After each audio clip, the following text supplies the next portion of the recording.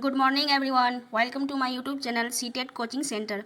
तो आज हम लोग करने वाले हैं हिस्ट्री क्लास 7th की, जो शॉर्ट्स नोट के रूप में मैं बनाई थी जब मैं सीटेट जुलाई का एग्ज़ाम का तैयारी कर रही थी। तो ये सारे नोट्स मैं बनाई थी और ये सब नोट्स को पढ़ के ही मेरा सीटेट जुलाई 2024 में जो एग्ज़ाम हुआ था, 7 जुलाई को जो एग्ज़ाम हुआ था उसमें मैं क्वालिफाई की हूँ। तो यही सारे नोट्स जो हैं एसएसटी में हमको काम दिया था। तो आज हम लोग पढ़ने वाले हैं नए राजा और उनके राज्य को, जो चैप्टर नंबर 2 है क्लास 7th की एनसीईआरटी की। तो आज हम लोग इस चैप्टर में क्या क्या पढ़ेंगे उसके बारे में एक नज़र देख लेते हैं। चैप्टर का नाम क्या है?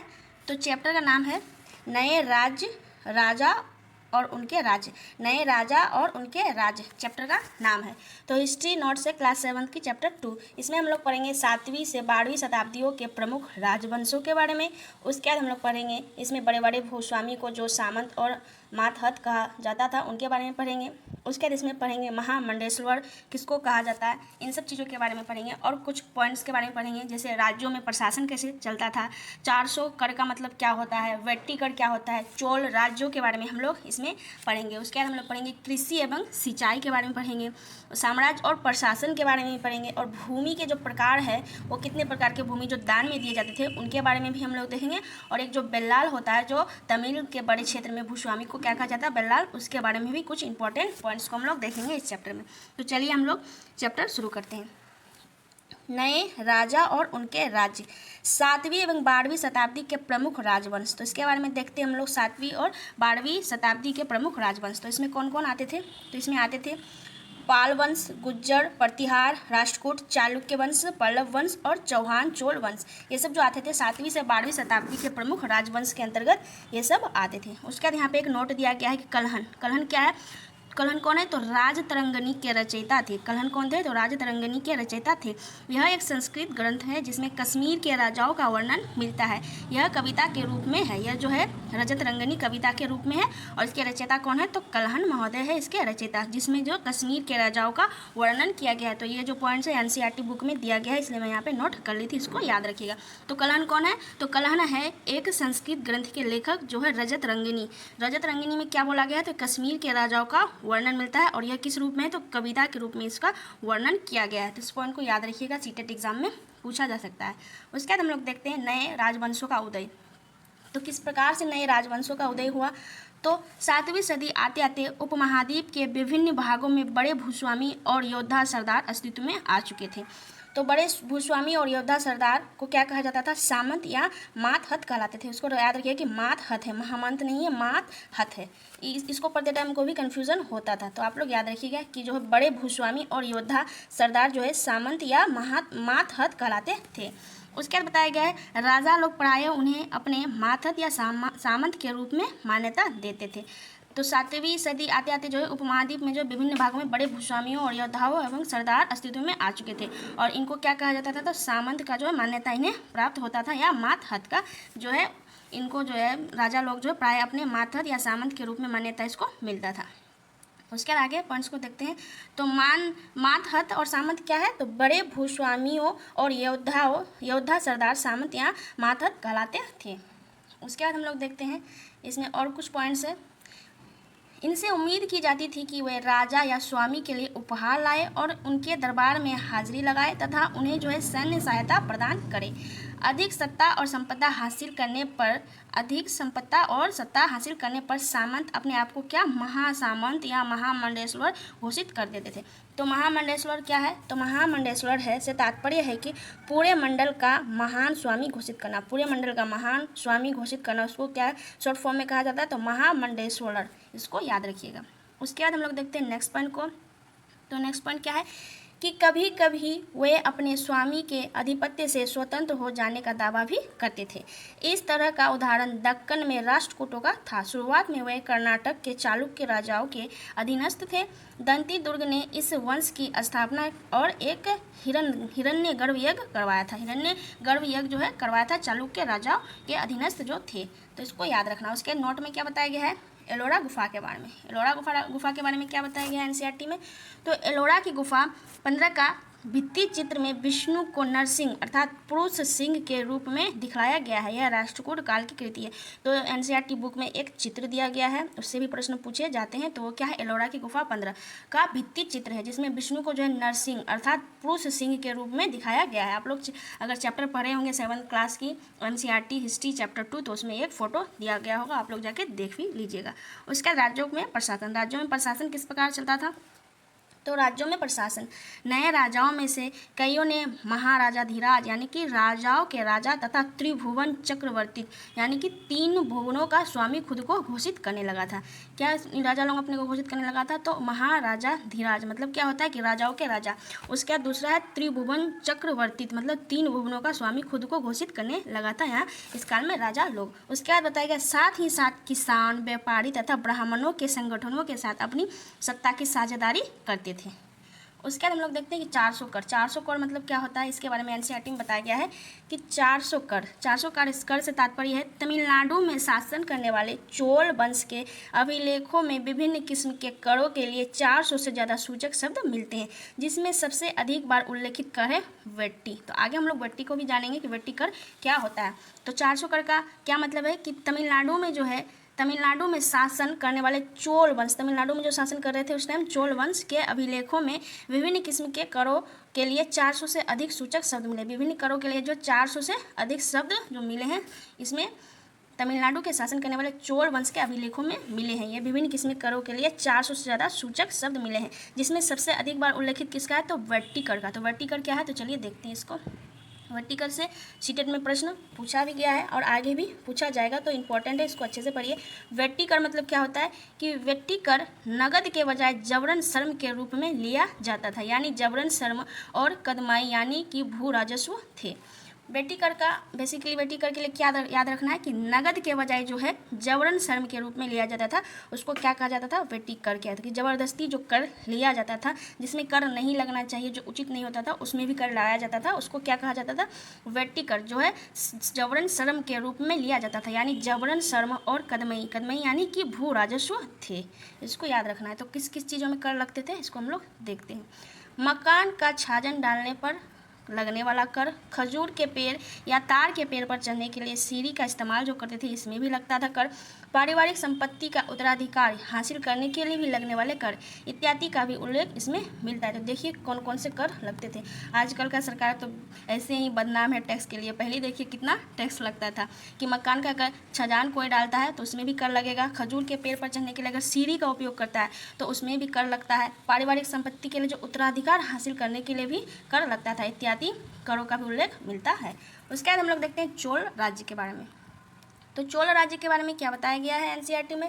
तो चोल राज्य कावेरी डेल्टा के मुट्टियार नाम से प्रसिद्ध एक छोटे से गांव के मुखिया परिवार की सत्ता थी। चोल वंश क्या थी, तो चोल वंश कावेरी डेल्टा के मुट्टियार नाम से प्रसिद्ध एक छोटे से मुखिया परिवार की सत्ता थी। उसके बाद इसमें बताया गया है वे कांचीपुरम के पल्लव राजाओं के मातहत थे।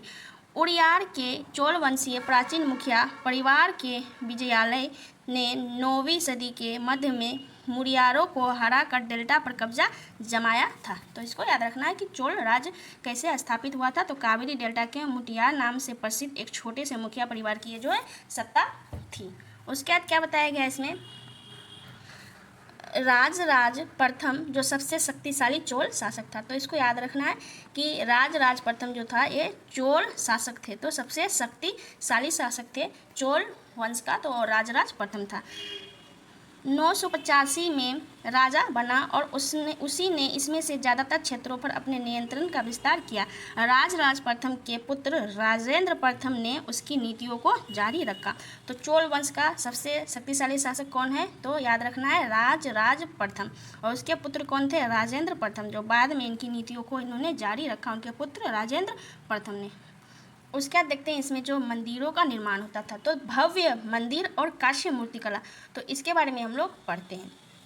राजराज और राजेंद्र प्रथम द्वारा बनवाए गए तंजावुर और गंगेकाटचोलपुरम के बड़े मंदिर स्थापत्य और मूर्ति कला की दृष्टि से एक चमत्कार है। चोल मंदिर अक्सर अपने आसपास विकसित होने वाली बस्तियों के केंद्र बन गए थे। ये शिल्प उत्पादन के केंद्र थे।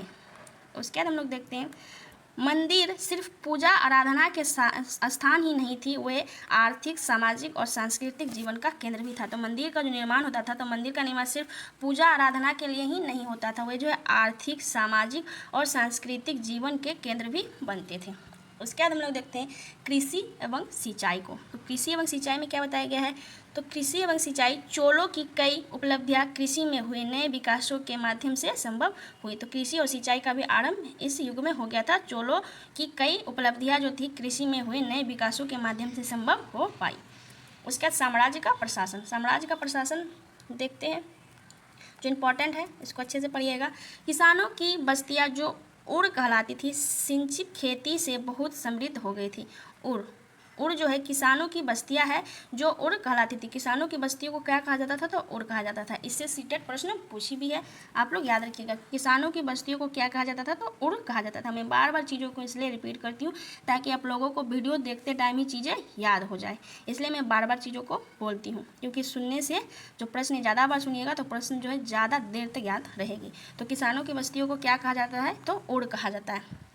इस तरह के गांव को नाडू कहा जाता था, जिसमें जो है किसानों की बस्तियों को उड़ कहा जाता था, जहाँ जो है सिंचित खेती से बहुत समृद्ध हो गई थी। जहाँ जो है सिंचित खेती से जो बहुत समृद्ध गांव हो गई थी। तो इस तरह के गांव को, जो बहुत समृद्ध गांव थे, उसको क्या कहा जाता था, नाडू कहा जाता था। इसको याद रखिएगा कि जो समृद्ध बस्तियाँ थी, सिंचित खेती जहाँ होते थे, इस तरह के गाँव को क्या कहा जाता था, तो नाडू कहा जाता था। ग्राम परिषद और नाडू क्या करते थे, ग्राम परिषद और नाडू न्याय करने और कर वसूलने जैसी कई प्रशासकीय कार्य करते थे। तो नाडू और ग्राम परिषद का काम जो था थोड़ा सेम था। तो ये क्या करते थे, न्याय करने और कर वसूलने जैसी कई प्रशासकीय कार्य करते थे। तो याद रखना है उड़ नाडू क्या है। उसके बाद हम लोग नेक्स्ट देखते हैं। नेक्स्ट हम लोग देखेंगे वेल्लाल के बारे में। तो वेल्लाल क्या है, वेल्लाल है तमिल के बड़े भूस्वामी को वेल्लाल कहा जाता था। तो वेल्लाल से याद रखना है बेसिकली आप लोगों का कि वेल्लाल है क्या, तो वेल्लाल तमिल के बड़े भूस्वामी को वेल्लाल कहा जाता था। बड़े भूस्वामी को क्या कहा जाता था, तो वेल्लाल कहा जाता था। वेल्लाल जाति के धनी किसानों को केंद्रीय चोल सरकार की देख रेख में नाडू के कामकाज का अच्छा नियंत्रण था। तो वेल्लाल जाति के जो धनी किसान को है केंद्रीय चोल सरकार की देख रेख में नाडू के कामकाज का अच्छा नियंत्रण था। इस पॉइंट को याद रखना है। उसके बाद हम लोग देखते हैं दूसरे पॉइंट्स को। इनमें से कई धनी भूस्वामियों को चोल राजाओं ने सम्मान के रूप में मुवेंद वेलन 3 राजाओं को अपनी सेवा प्रदान करने वाला किसान को क्या कहा जाता था, तो मुवेंद वेलन कहा जाता था। अड़ियार मतलब होता है प्रधान जैसी उपलब्धियां दी गई और उन्हें केंद्र में महत्वपूर्ण राजकीय पद सौंपे गए। ब्राह्मणों को समय समय पर भूमि अनुदान या ब्रह्मदेव प्राप्त हुआ। तो इसमें याद क्या रखना है आप लोगों को कि मुवेंद वेलन क्या है, तो धनी भूस्वामी को चोल राजाओं ने सम्मान के रूप में मुवेंद वेलन का उपाधि दिया था। तो मुवेंद वेलन मतलब क्या होता है, 3 राजाओं को अपनी सेवा प्रदान करने वाले किसान। और अड़ियार भी एक उपाधि है। तो इसमें जो प्रधान अड़ियार मतलब क्या होता है, तो प्रधान जैसी उपाधियां दी गई और उन्हें केंद्र में महत्वपूर्ण राजकीय पद सौंपे गए। ब्राह्मणों को समय समय पर जो है भूमि अनुदान या ब्रह्मदेव प्राप्त हुआ। उसका नेक्स्ट जो पॉइंट्स को देखते हैं। परिणाम स्वरूप क्या हुआ, कावेरी घाटी और दक्षिण भारत के दूसरे हिस्सों में ढेरों ब्राह्मण बस्तियां अस्तित्व में आई। नगरम के नाम से ज्ञात व्यापारियों के संघ भी अक्सर शहरों में प्रशासनिक कार्य संपादित करते थे। तो इसके परिणाम स्वरूप क्या हुआ कि ढेरों ब्राह्मण बस्तियां अस्तित्व में आ गई। कहाँ, तो कावेरी घाटी और दक्षिण भारत के दूसरे हिस्सों में। और नगरम से क्या तात्पर्य है, तो नगरम मतलब होता है बड़े बड़े व्यापारी। नगरम नाम से ज्ञात व्यापारी के संघ भी, जो बड़े बड़े व्यापारियों के संघ है वो क्या कहलाते हैं, तो नगरम कहलाते हैं। वह भी अक्सर शहरों में प्रशासनिक कार्य संपादित करते थे। उसके बाद इसमें बताया गया इस चैप्टर में भूमि के प्रकार को, तो इसको आप लोगों को रट जाना है क्योंकि सीटेट इससे बहुत बार प्रश्न पूछिए। आप लोग अगर प्रीवियस ईयर पेपर लगा रहे होंगे तो आप लोगों को इससे प्रश्न देखने को मिलेंगे। भूमि के प्रकार, तो भूमि के प्रकार क्या है, तो वेल्लन बगई मतलब क्या होता है, गैर ब्राह्मण किसान स्वामी की भूमि। गैर ब्राह्मण किसान स्वामी की भूमि को क्या कहा जाता था, तो वेल्लन बगई। ये जो है भूमि के प्रकार है। उसके बाद जो है दूसरा है ब्रह्मदेव से क्या तात्पर्य है, ब्राह्मणों को उपहार में दी गई भूमि। ब्राह्मणों को जो है उपहार में भूमि दी जाती थी उसको क्या कहा जाता था, तो उसको कहा जाता था ब्रह्मदेव। उसके बाद तीसरे में है शाला भोग से क्या मतलब है कि किसी विद्यालय के रखरखाव के लिए जो भूमि होती थी उसको क्या कहा जाता था, शाला भोग कहा जाता था। उसके बाद है देवदान या तिरुनमटककनी, इसको क्या कहा जाता था? मंदिर को उपहार में दी गई भूमि को देवदान कहा जाता था। उसके बाद है पल्लीचन्नम, जैन संस्थानों को दान में दी गई भूमि को क्या कहा जाता था? तो पल्लीचन्नम। तो इसको याद रखना है, ये सारे पॉइंट जो है सीटेट एग्जाम के लिए बहुत ही इंपॉर्टेंट हैं। तो ये लास्ट पॉइंट था, इसको हम लोग आज पढ़े। तो इसमें हम लोग क्या क्या सीखे, तो आप लोग नोट्स को जो एक बार पढ़ के सोचिएगा कि याद हो जाएगा सारी चीज़ें, तो यह पॉसिबल नहीं है। वीडियो को आप लोग 2 बार 3 बार पढ़ सकते हैं, या फिर इसको आप लोग कॉपी में भी उतार के पढ़िएगा, तो ये जो है ज़्यादा जो है बेनिफिट करेगा। तो इसमें हम लोग क्या क्या सीखे, तो साम्राज्य का प्रशासन के बारे में भी सीखे कि किसानों की बस्तियाँ जो है वो क्या कहलाती थी? तो उर कहलाती थी। और इस तरह के गाँव को क्या कहा जाता था? तो नाडु कहा जाता था। जो समृद्ध गाँव हो जाता था जिसमें सिंचित खेती होने लगी थी, उसको नाडु कहा जाने लगा था। इन सब चीज़ों को याद रखना है। और वेल्लन वगैरह जो है गैर ब्राह्मणों को दी गई जो भूमि होती थी वो क्या होता था? वेल्लन वगैरह होता था। और देवदान मंदिरों को उपहार में दी गई भूमि को देवदान कहा जाता था। सलाभोग क्या होता है? तो किसी विद्यालय के रखरखाव को सलाभोग कहा जाता था। उसके बाद हम लोग वेल्लाल के बारे में जाने, तो वेल्लाल क्या है? तो बड़े भूस्वामी जो तमिल क्षेत्र में होते थे उसको क्या कहा जाता था? तो उसको वेल्लाल कहा जाता था। उसके बाद हम लोग इसमें 400 कर के बारे में पढ़े। आप लोगों को याद आ रहा है कि हम लोग 400 कर के बारे में पढ़े, तो क्या पढ़े? इसमें जो है तमिल में शासन करने वाले चोल वंश के अभिलेखों से ये जो है शब्द प्राप्त होता है। 400 कर से भी ज़्यादा सूचक शब्द मिले हैं, जिसमें सबसे ज़्यादा बार जो उल्लेख है उसका क्या नाम है? तो वेट्टी। वेट्टी कर क्या है? तो जबरन लिया जाता था। इसमें बहुत सारे कर, जो सीढ़ी इस्तेमाल करता था ताड़ के या खजूर के पेड़ में चढ़ने के लिए, उसमें भी टैक्स लगता था। मकान का छजान डालने पर भी टैक्स लगता था। संपत्ति का उत्तराधिकार अगर बनाना चाहता था तो उसमें भी कर लगता था। ये सारे पॉइंट्स जो है हम लोग इस चैप्टर में पढ़े। तो आप लोग वीडियो को 2 बार 3 बार देखिएगा, या फिर अगर आप लोग इसको नोट करते हैं अपने कॉपी में और उसके बाद पढ़ते हैं तो वो तो और भी वेस्ट होगा। और समय जो ज़्यादा है नहीं, समय अब बच गया कितना, इधर हो गया आपका अक्टूबर का 1 मंथ और नवंबर का 1 मंथ, और उधर हो गया आपका 14-15 दिन। तो आप लोगों का 2 महीना 15 दिन या 13 दिन का समय है। तो अच्छे से पढ़िए। डेट है 15 दिसंबर। इसको याद रखना है कि 15 दिसंबर से पहले सब कुछ तैयार हो जाए और प्रीवियस ईयर पेपर आप लोग लगाइए, वो जो है बहुत बेनिफिट करेगा आप लोगों को। तो मेरे चैनल से अगर आप लोगों को मदद मिलती है तो मेरे चैनल को सब्सक्राइब ज़रूर कीजिएगा, और मेरे वीडियोज़ को जो है शेयर किया कीजिए। किसी ग्रुप में अगर जुड़े हुए हैं तो उसमें शेयर किया कीजिए, या फिर आप अपने दोस्तों को भी शेयर कर सकते हैं। और वीडियो को लाइक कमेंट्स ज़रूर कीजिएगा। मिलते हैं नेक्स्ट वीडियो में। धन्यवाद।